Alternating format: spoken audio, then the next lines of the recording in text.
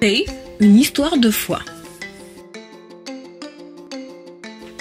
Il était une fois un village dans lequel les habitants rencontraient de grandes difficultés. En effet, une famine sévissait car la sécheresse y avait régné pendant très longtemps. Les villageois, désespérés par cette situation, décidèrent de demander de l'aide à Dieu, le créateur de toutes choses. Seul Dieu était capable de faire tomber la pluie sur le village et de les faire sortir de cette famine. Ils choisirent alors un jour et d'un commun accord se rassemblèrent et prièrent Dieu afin que la pluie tombe. À la fin de la prière, chaque villageois rentra chez lui. Le lendemain, un des villageois du nom de Faith se mit à cultiver sa terre et à la préparer pour recevoir la pluie. Ce villageois se leva très tôt chaque matin pour prier et ensuite se munit de son râteau, de sa griffe et de sa bêche à 4 dents pour préparer la terre. Les premiers jours après la prière, il bêcha le sol de son champ afin de l'aérer.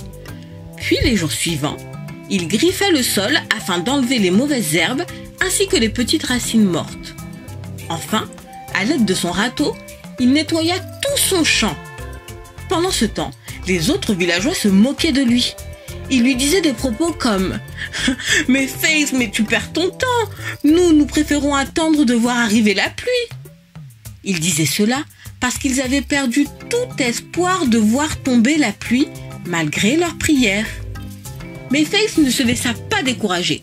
Il continua de préparer son champ en améliorant le sol avec du fumier. Il sectionna son champ en 4 parties.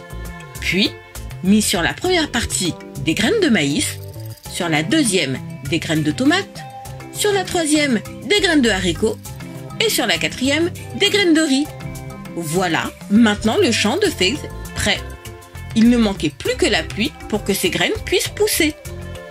Après 2 jours d'attente sans aucun signe de pluie, les autres villageois revinrent vers Faith et lui dirent « Faith, nous t'avions bien recommandé d'attendre de voir avant d'effectuer tous ces travaux. Tu as donc travaillé pour rien. » Mais Faith savait dans son cœur que Dieu allait lui envoyer la pluie. Et ce fut bien le cas, car le 3e jour, il commença à pleuvoir, et ainsi, le champ de Faith, qui était prêt pour accueillir la pluie, donna quelque temps plus tard des récoltes de maïs, de tomates, de haricots et de riz en abondance. Faith vit sa famille sortir de la famine et il ne manqua pas d'apporter une partie de ses provisions aux autres villageois.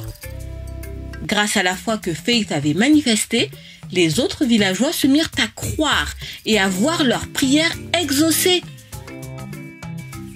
Puis ils prirent l'habitude de dire merci à Dieu pour toutes les bénédictions reçues de sa part. Quelques mois plus tard, ils organisèrent une grande fête d'action de grâce.